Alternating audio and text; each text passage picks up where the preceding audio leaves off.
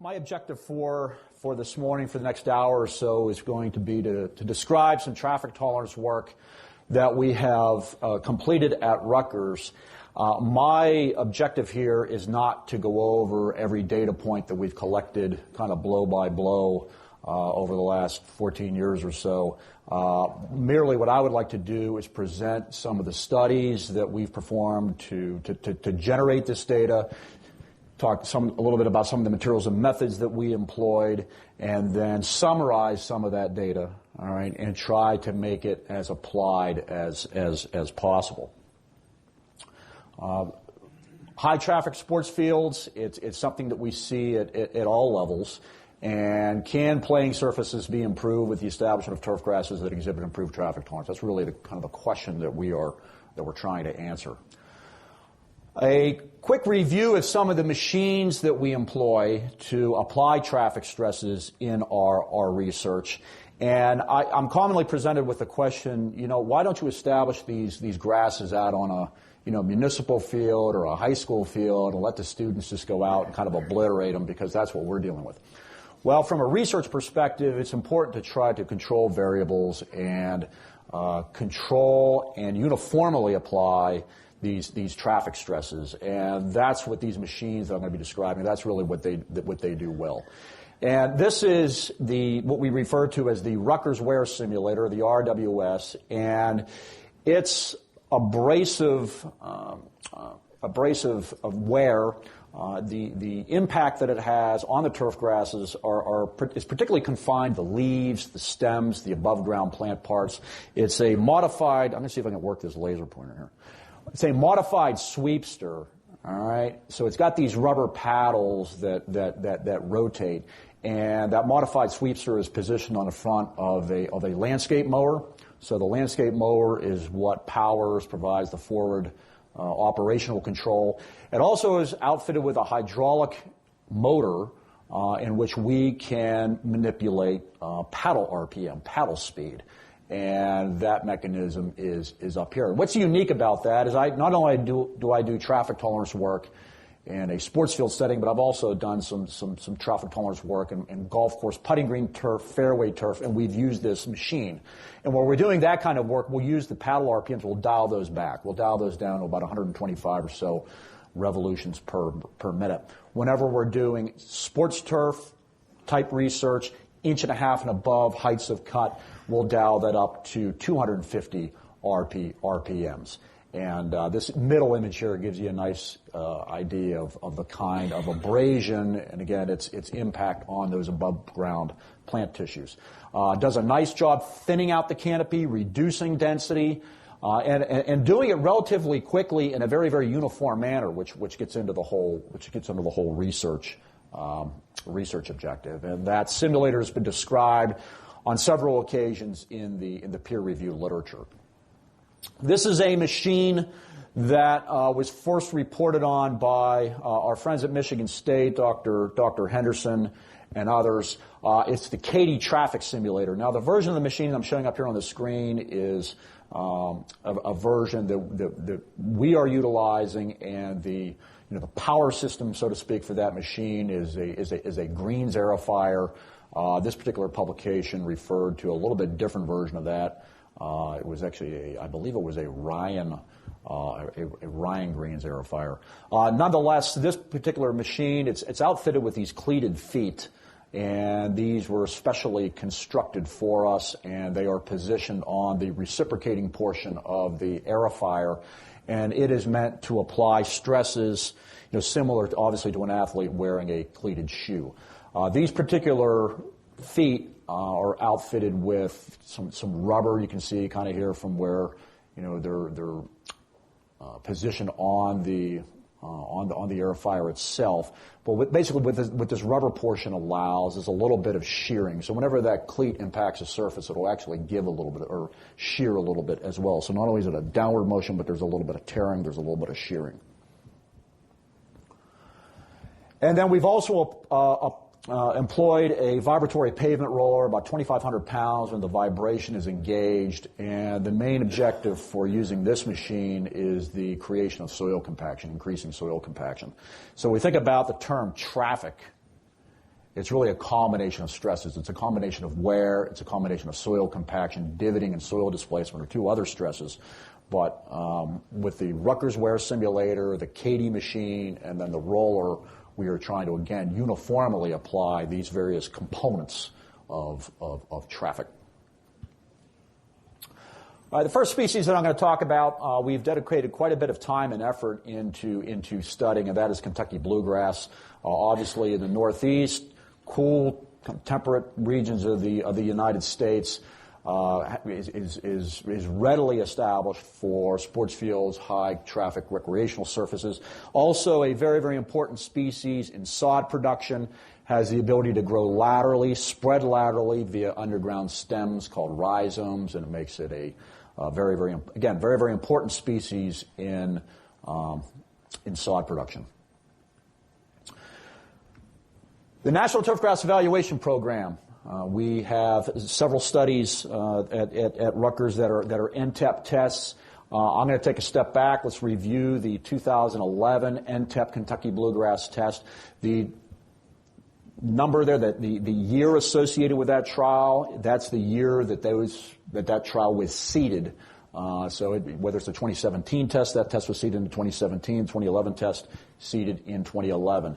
And our objective in this trial was to compare the Rutgers wear simulator and the Katy traffic simulator, operate the two machines independently of one another to kind of refine our understanding of how these machines affect turf grasses, and in this particular case, Kentucky bluegrass.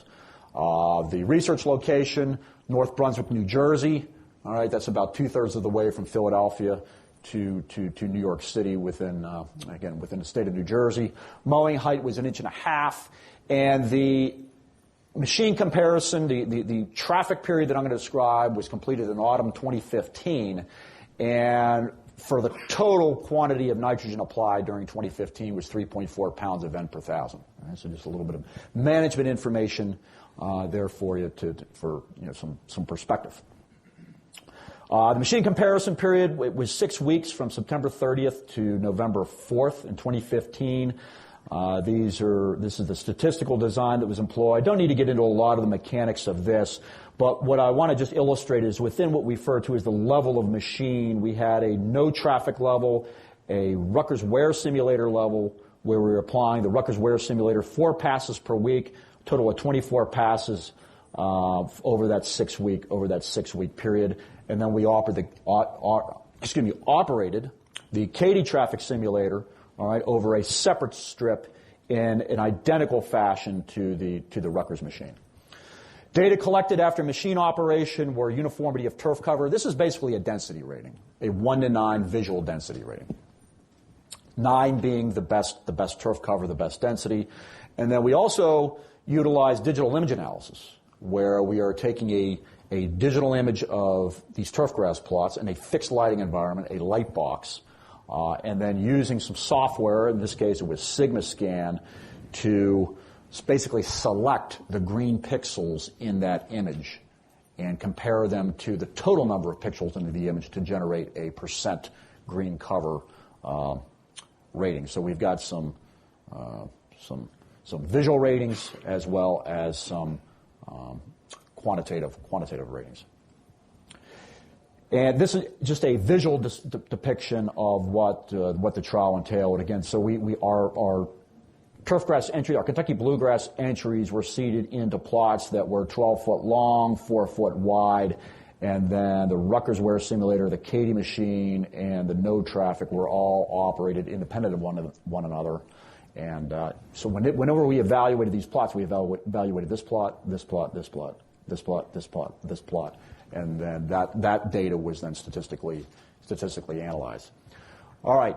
The only real comment here that I want to make about this table is that whenever we look at the 1 to 9 data for uniformity of turf cover, or the 0 to 100% data generated by digital image analysis, the Rutgers wear simulator operated by itself independently of the Katy machine, far more destructive to the turf canopy compared to the Katy machine.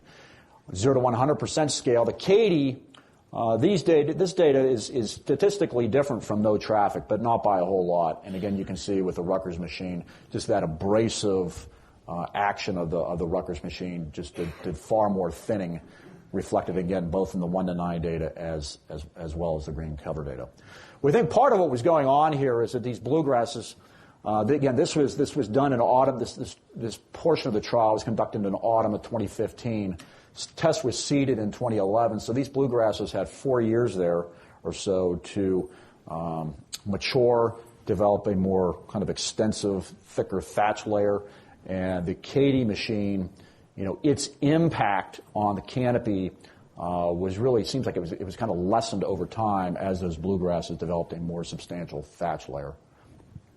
Whereas with the Rutgers machine, just literally able to almost kind of dully verticut, albeit in a very dull manner, the turf surface, the turf cover, it just was far more damaging. This table illustrates a statistical interaction between machine and entry. And what I want to just show you here, these are all the entries that were determined to be within the top statistical grouping. All right, actually, it's these ones here in blue. The top statistical grouping following operation of the RWS. And again, just you can see how much more damaging the RWS was, all right, relative to the Katy and relative to no traffic.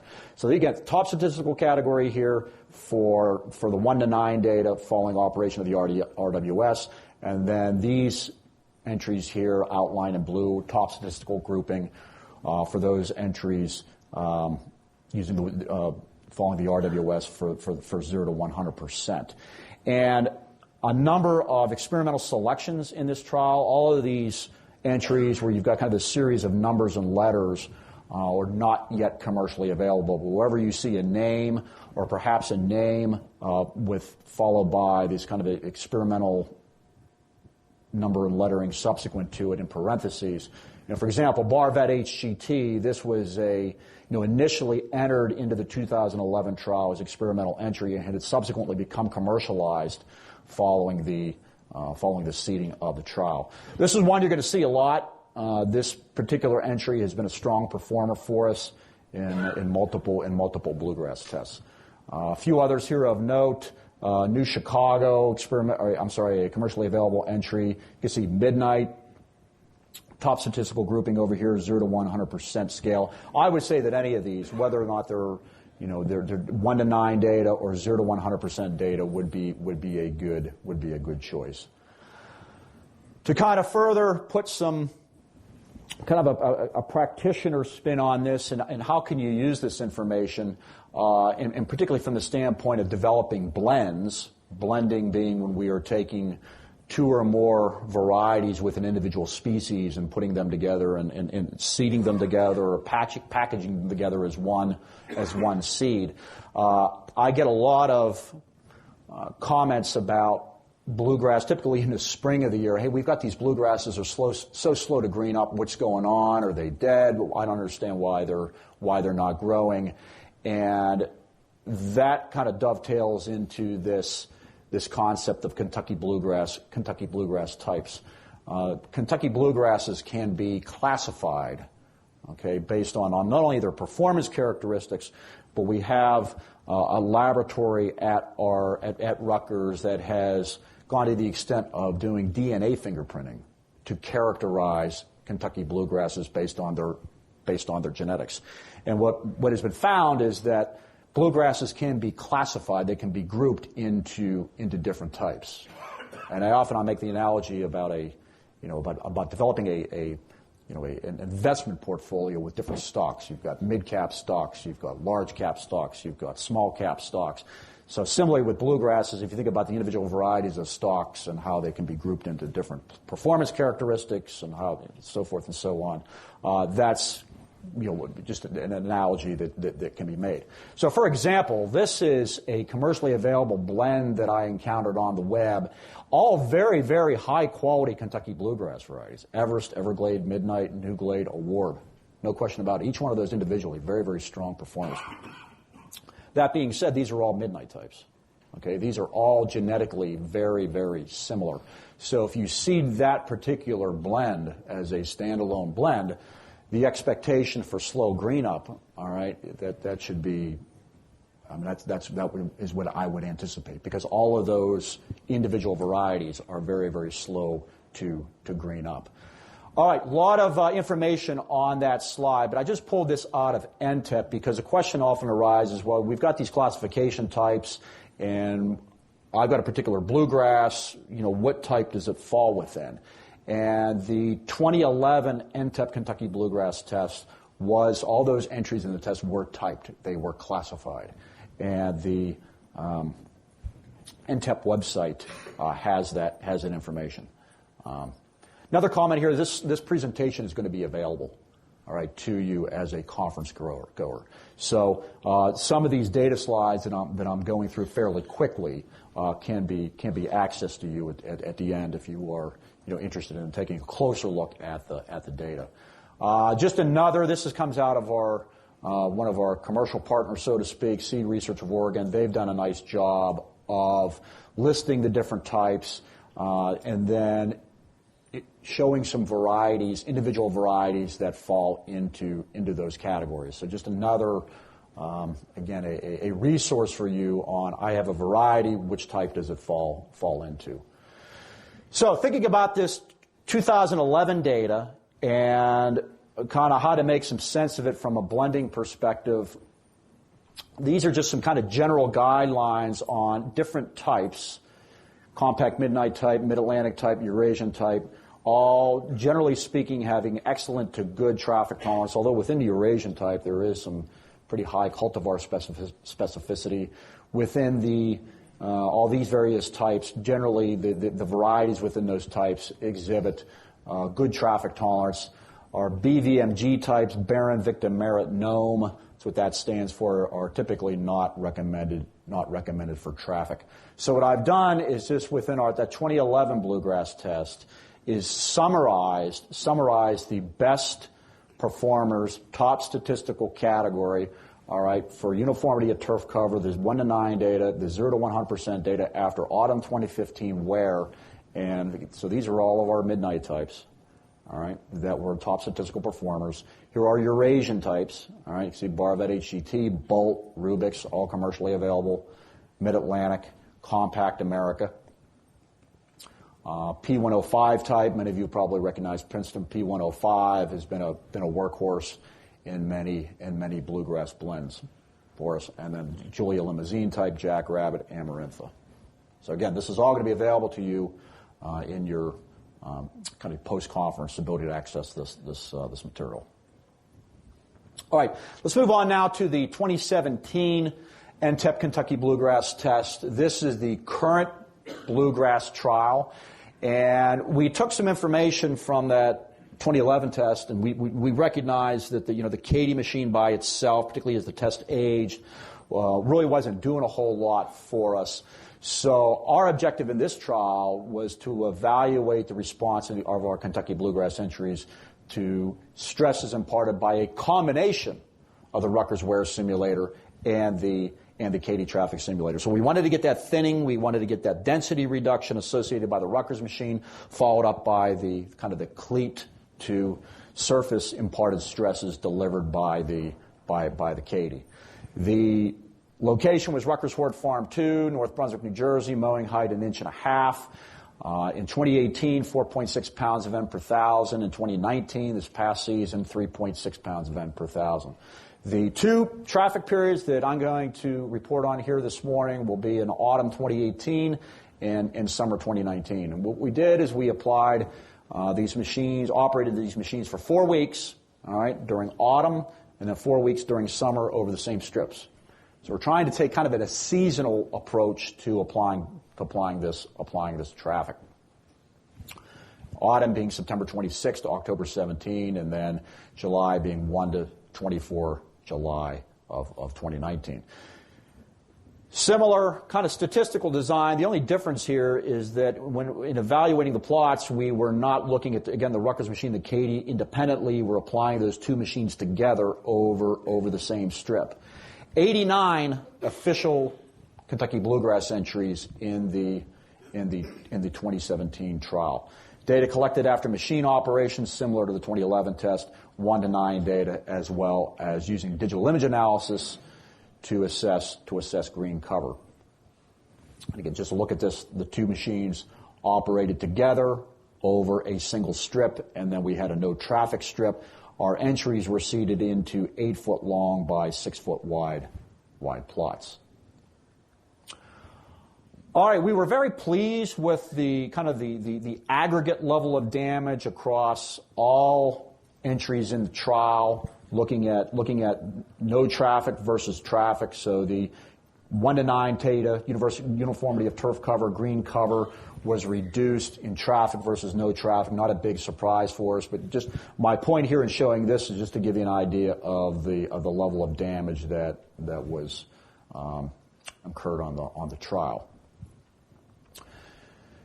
These are our top statistical performers, top statistical category within the level of traffic, 1 to 9 data after autumn 2019 traffic.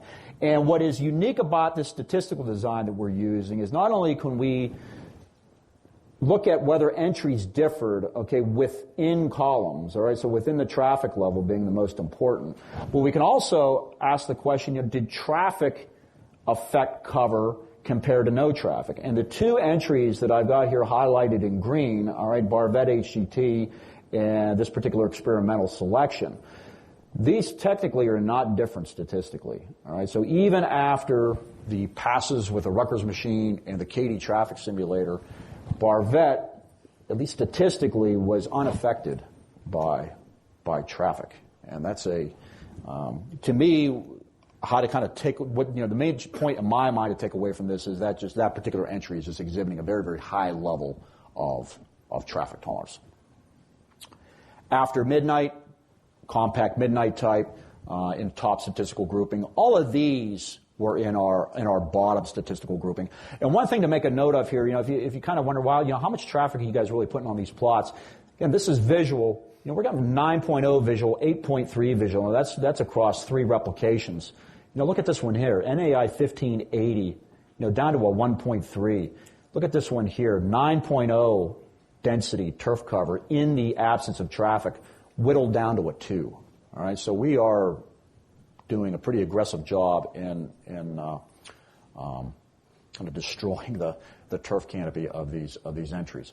This is just the 0 to 100% data. Again, top statistical grouping for those within the level of traffic, and you can see there are a number of entries there that statistically were unaffected by the application of traffic. After midnight, compact midnight type, here's midnight, Blue Devil, Prosperity, Barvette HGT showing up again. And again, these are kind of consistently the poorer performers in the trial. Moving on to, this is summer 2019, after summer 2019 traffic. And, Yellowstone appears in the top statistical grouping. And here's our list of poorest performers, again, within that level of traffic. And this is our 0 to 100% data after summer 2019, top statistical grouping. Only one, interestingly, fell within the bottom statistical category. But as far as commercially available entries, there's some things here for you to pick from after midnight, Prosperity, all hitting the board, so to speak. All right, just some images here of those digital images that we captured. So this is a strong performing entry for us, Prosperity. This is in the absence of traffic, all right? So this is in the no traffic lane. These images were retrieved in October 2018 after that fall 2018, autumn 18 traffic period. And again, so this is in the absence of traffic.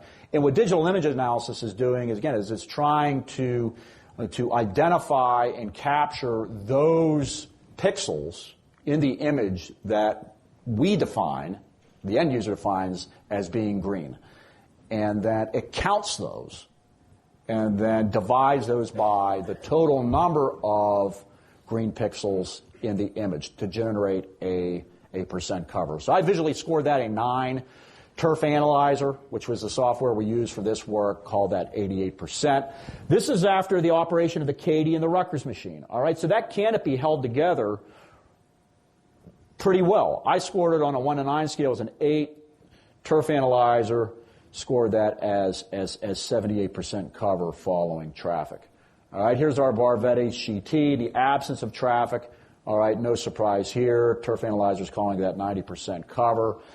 This is after traffic, after operation of the Cady and the Rutgers machine. Entry does a very nice job holding together subsequent to those traffic stresses. Turf Analyzer is calling that 79%. All right, so here's a look at some of our poorer performers. And again, just to give you some perspective here on the range in performance of entries in this trial. Rated as visual. This is after traffic. All right, rated as visually as a 1. Turf Analyzer calling that 26%. Here is another experimental selection. You can see the imprint of the Cady in that image. The cleat marks. Visual score of 1. Turf Analyzer calling that 25%. Just another strong performer. This happens to be an experimental selection, doing very well in the presence of traffic. Turf Analyzer calling that 82%. I'm calling that 8. That's subsequent to summer traffic applied in 2019. Look at that one.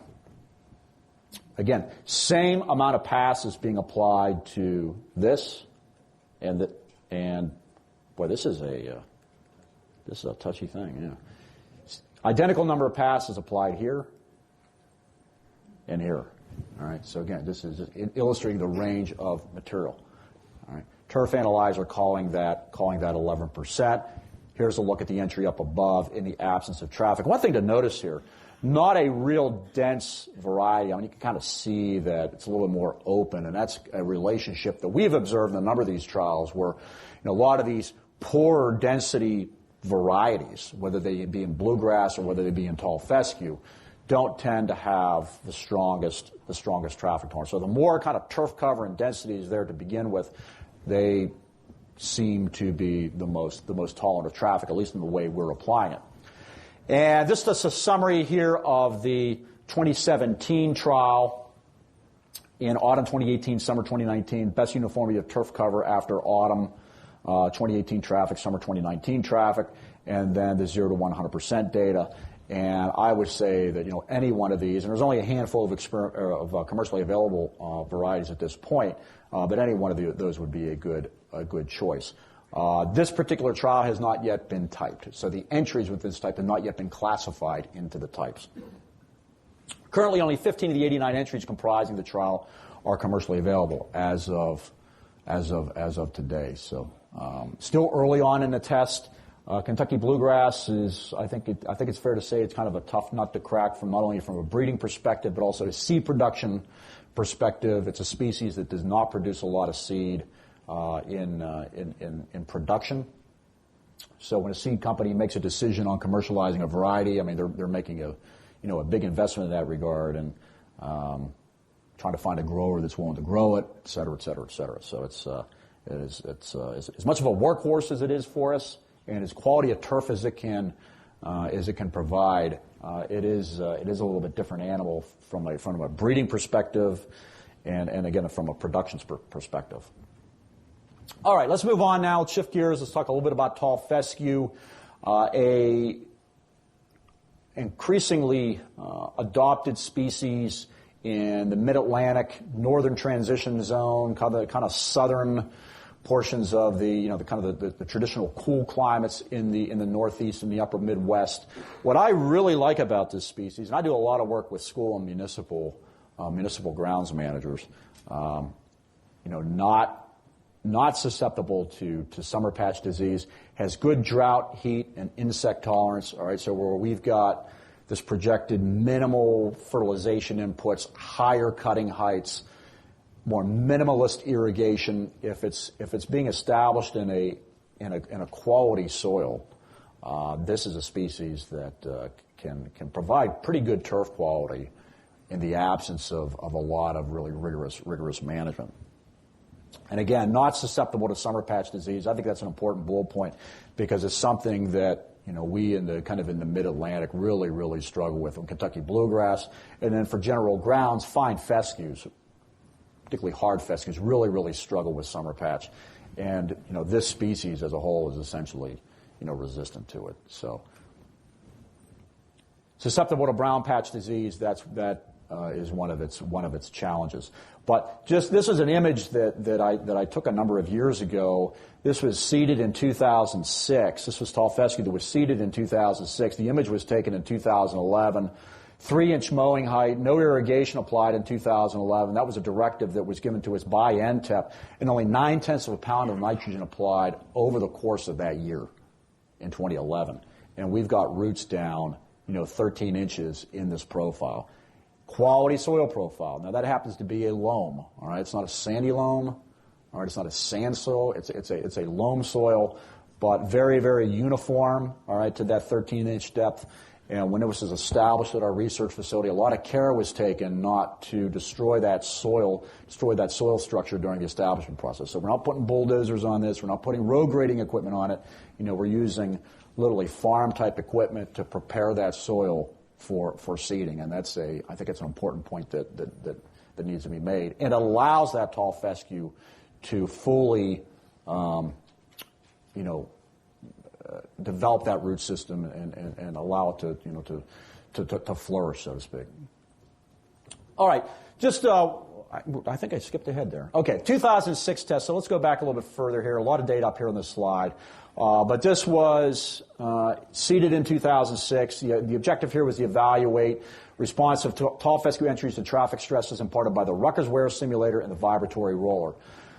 High cutting height, all right, we are 2 3/4 inches here. We were trying to simulate, so to speak, a very kind of low maintenance, kind of school grounds, recreational grounds type situation, but also look at the impact of traffic. As the test aged, increasingly lower nitrogen quantities over the course of the study. Our establishment year, all right, in 2007, so this test gets seeded in 2006. All right, so that first year, we just wanted to make sure that, okay, this grass is growing, it's filling in, we are forming turf cover, so some elevated N rates in that first year, and then backed off those nitrogen quantities as the test aged. Brown patch was controlled preventatively. That was important for us because we wanted to be able to evaluate strictly the traffic tolerance of these grasses. We didn't want brown patch to basically interfere with our ability to assess the traffic tolerance of these individual entries. And then traffic was applied again in a seasonal period. One other point that I want to make here, and this is about all these studies that we conduct. We seed in late summer, early fall, so sometime the latter part of August through the month of September. And we do not initiate traffic on these trials until about 1 year after seeding. So we allow a full year for maturity. Again, took a seasonal approach to the traffic applications in this trial. One little, I guess, kind of sidebarred all this. We got this paper published in an international journal back in 2009, and it kind of just solidified what we anecdotally observed in the trial. That again, the more dense varieties in this trial, in the tall fescue trial, tended to be more tolerant of wear. And there was one entry that not very dense, subsequently not very wear tolerant. Any idea which one that might have been? That was Kentucky 31. This data point here, right here, represents Kentucky 31. And hey, look, I don't disagree. For utility turf, for roadsides, those types of situations, Kentucky 31 is a very good choice. However, I think where there is anticipated higher turf quality and wear tolerance, there is just a very broad range of new varieties of tall fescue that can be chosen or available to us. All right, so as far as trying to sum up some of the results from this trial, we made the decision to focus on three criteria: turfgrass quality. This is probably something either Kentucky 31 or something very similar, And this is where turfgrass breeding has brought us to much denser, darker colored, finer leaf texture tall fescue varieties. Brown patch susceptibility, again, very, very problematic disease for tall fescue. And then traffic tolerance, obviously here at STMA, it's a subject that we care quite a bit about. So the results of the 2006 test are summarized in this document. And this document is available on the web if you Google it, tall fescue varieties for New Jersey sports fields. And again, it'll pop up right away in a search. And what we did in this document, all right, is we summarized our traffic tolerance data at North Brunswick, at Rutgers, all right, using this seasonal approach of spring, summer, and fall. We've got our different years. We wanted to bring in some turf quality data from the region, all right. So we went into NTEP and sourced that data, all right, for both Schedule A, Schedule B maintenance. Those are two different maintenance levels, A being a higher level of maintenance compared to Level B maintenance. Because we were applying fungicides for preventative control of brown patch in our trial, but still recognize that it's an important selection criteria, we mined the NTEP data, okay, from other locations and provided that brown patch data in this document, all right. Those entries with an X are entries that were top performers in the top statistical grouping, okay, for these various categories. So the more X's that a particular entry has across columns, the better performer that entry is across those columns. For example, bullseye, very, very strong performer across all of those parameters. Third millennium, SRP. Maybe you are looking to establish turf in the front of the library, the front of the municipal building, or other general grounds.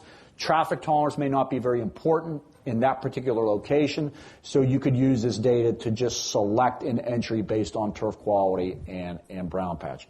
So with this particular document, again, available on the web, and what we've done is that this document lists all those entries that are commercially available in the 2006 test. And again, this is available for you on the web. Moving on, the 2012 NTEP tall fescue test took a seasonal approach, okay, to traffic 2014 through 2017.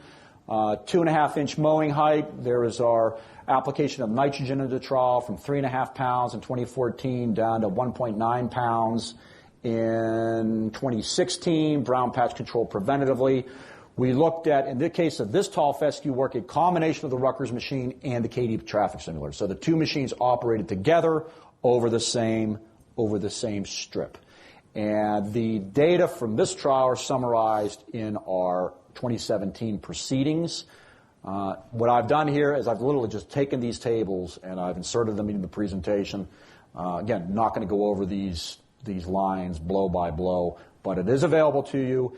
And when I presented the handouts to STMA, I took the document out of this 2017 test to also provide that as a supplemental handout for you.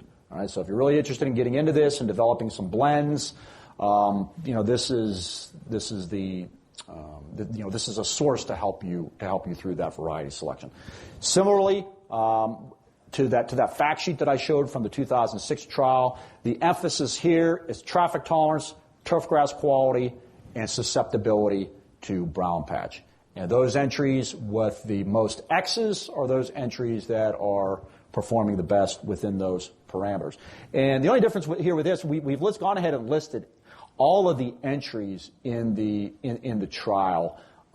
You can see the strong performers. Hemi, that's a commercially available entry. Kentucky 31. Notice there's no X's there. So again, listen, for roadsides, true utility turf, I think it's still reasonable to select that entry, but for where there is an anticipation for higher quality turf, we've just got so many tall fescue varieties available to us that are better performers. My other job is an optometrist. I just go through this and Give people eyeglass, reading.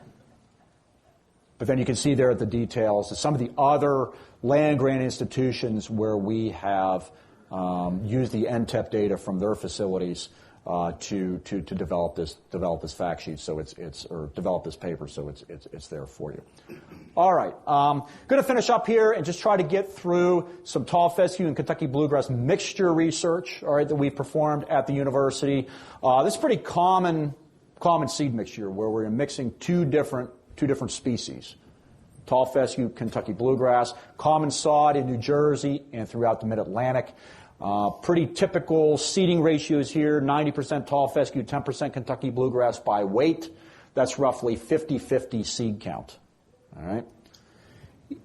An 80-20, 80% tall fescue, 20% Kentucky bluegrass seeding ratio by weight results in approximately 30% tall fescue, 70% Kentucky bluegrass by seed count. All right. So just by reducing that tall fescue by weight of 10 percentage points and increasing the Kentucky bluegrass by 10 percentage points by weight, the seed count gets thrown off pretty dramatically. All right, so I think it's important to seed at the outset. The expectation is to benefit from tall fescue being part of that mixture. I probably want to keep these initial seeding ratios at 90-10. Just some slides to illustrate some of the advantages of working with these two species together in a mixture. This trial area was seeded on September 2nd, 2010. Right, the ideal time to seed cool season grasses in the northeast Mid-Atlantic. This image was taken 22 days after seeding, and you can see this is a kind of a row here of tall fescue plus bluegrass, the mixture. And that's the tall fescue that is establishing very quickly in those plots. Bluegrass seeded by itself, very, very slow to establish, even when it's seeded at the ideal timing. So something to, again, an advantage of that mixture. Brown patch, we've talked a lot about that. Tall fescue, generally speaking, is susceptible to brown patch, and it's a problem with that species. Kentucky bluegrass, on the other hand, kind of at the macro level, to kind of make a general statement about Kentucky bluegrass, not highly susceptible to brown patch, generally speaking, whereas tall fescue, again, very susceptible. As far as summer patch goes, Kentucky bluegrasses are susceptible, and there are, no question about it, there are variety differences, and there are major variety differences. But here's an example of an experimental selection, A05361. This is summer patch damage in that bluegrass plot. Mix it with tall fescue, okay, Falcon 5 plus A05361, and that summer patch damage is significantly softened, it's significantly muted. All right, so it's an advantage of working with the two species together. Spring green up, guess which ones are bluegrass? All right. Very, very slow to green up in spring, particularly the compact midnight type cultivars, whereas tall fescue has got better spring color compared to our bluegrasses, particularly the compact midnight types. All right, this research that I'm going to summarize here in the few remaining minutes, I've gone ahead and provided this particular document to you as a handout. Again, the whole presentation can be available to you, but it was published in our 2018 proceedings. This is a document that really is intended for practitioners to read, and it was derived from a peer-reviewed paper that we had published in the International Journal back in 2017, and we put in our annual turf proceedings for publication in 2019. Again, that's available to you, should be available to you through STMA. I sent it over. The objective of the research was to assess the performance and species composition of tall fescue and Kentucky bluegrass mixtures containing newer cultivars and subjected to wear.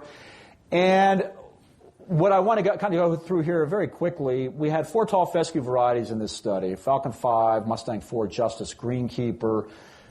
2 Kentucky bluegrass varieties that were commercially available: Midnight 2, which happens to be a compact midnight type, and Blue Note, compact America type. 2 Kentucky bluegrass experimental selections. One was a Shamrock type, another was a Mid-Atlantic type. And our goal here, whenever we seeded mixtures, so we seeded a combination of the two species, was to ultimately have 2,000 seeds per square foot. All right, now, so we didn't go out and count these, but we used some information derived by Dr. James Beard, all right, 2002, and he characterized Kentucky bluegrass as having about a little over 2 million seeds in 1 pound. All right.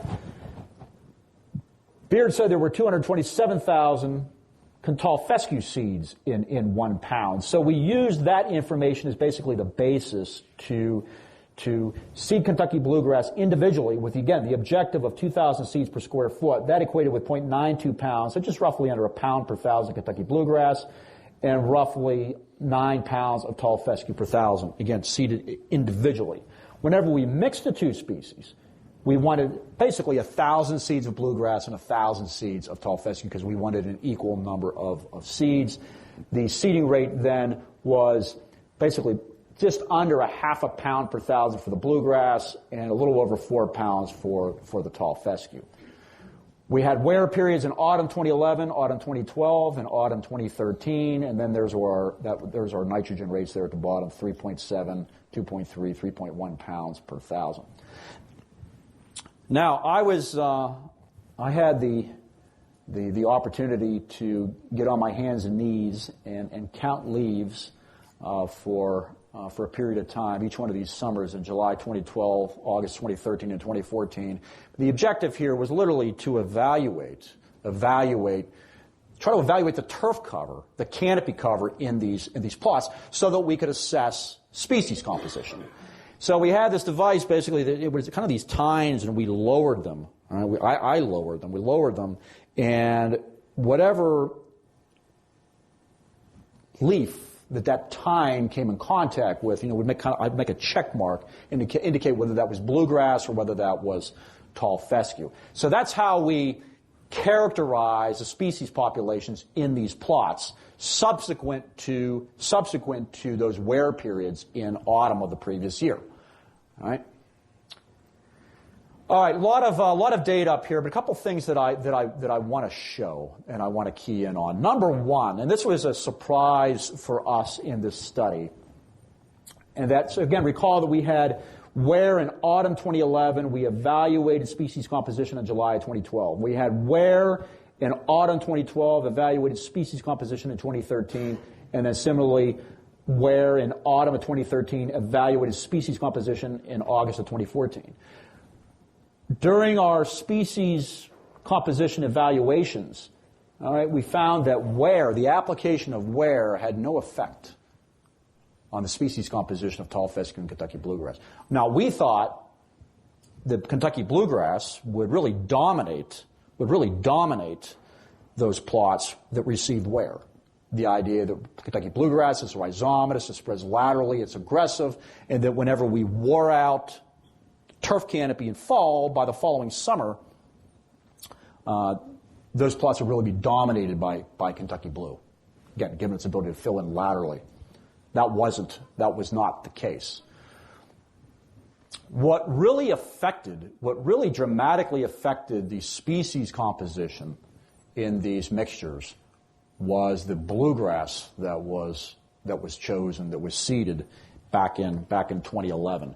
And that's what this information here is telling us. So what we're showing here in the table is the tall fescue populations in these mixtures.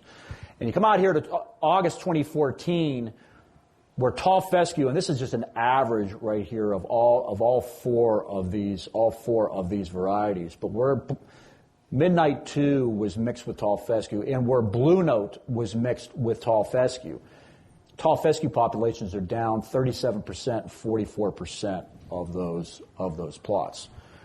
Whereas we've got some Kentucky bluegrass experimental selections that are not very dense. These are more open types, don't have the density or the high level of turf quality as Blue Note in Midnight 2. Tall fescue is really dominating, okay, in those particular plots where they're mixed with a kind of more open, less dense Kentucky bluegrass. And for those kind of really interested in statistics, if we look at the source of variation, these 3 asterisk marks here within the source of variation, you can see how there's 3 marks here with Kentucky bluegrass. This is just illustrating the strong, very, very strong effect that Kentucky bluegrass choice, Kentucky bluegrass selection essentially as a level of a main effect level is having on those tall fescue populations. Whereas tall fescue choice, much less of a factor, important factor on species composition. And you can see all these tall fescue values relatively similar. The one exception here was greenkeeper. Greenkeeper is a little more open, not as dense as Justice, Mustang Ford, Falcon 5, and the tall fescue populations in those greenkeeper plots, when mixed with Kentucky bluegrass, were not as great as these other tall fescues. These are just going to be a little bit more competitive, but not nearly to the level of dominance that these better bluegrasses and the role they play when mixed with tall fescue. All right. So just a summary here on the tall fescue bluegrass mixture work. Autumn wear had no effect on species composition. Again, that was a big surprise for us. Kentucky bluegrass and tall fescue selection. Kentucky bluegrass cultivars capable of producing exceptional turf quality. We're talking about things like Midnight 2, Blue Note. These are both 2 top shelf, very high quality Kentucky blues. Can reduce tall fescue composition of mixes well below 50%. And this is just a look at those two varieties in a Kentucky bluegrass test. And it really kind of gets me thinking. It's got us thinking at Rutgers. It's like, well, if the intended goal, let's say you're a sod grower, and you're trying to put together a tall fescue bluegrass sod mixture, and you want that tall fescue to be a part of that mixture for a longer time kind of going forward. A little bit antithetical to what we typically recommend, as academics and as agronomists, but the question arises, do we want to include really high quality varieties in that mix? All right. Maybe the objective should be, do we just want to include a bluegrass that's going to hold that sod together so we can harvest it, so we can lift it? All right. And having these really high quality varieties, again, that's what seems like that's what's causing, these shifts towards greater quantities of bluegrass, less tall fescue in the mixtures. And again, if the goal is a mixture, do we need to go to this really top level shelf if we want tall fescue to be expressed for a longer period? So with that, I want to wish you all good luck in 2020. There's my email address. There's my phone number. Feel free to access the presentation, access the materials. If you have a question that I can try to answer individually, feel free to give me a call. I'll be available at the show here through the banquet on Thursday. So, thank you, Gordy.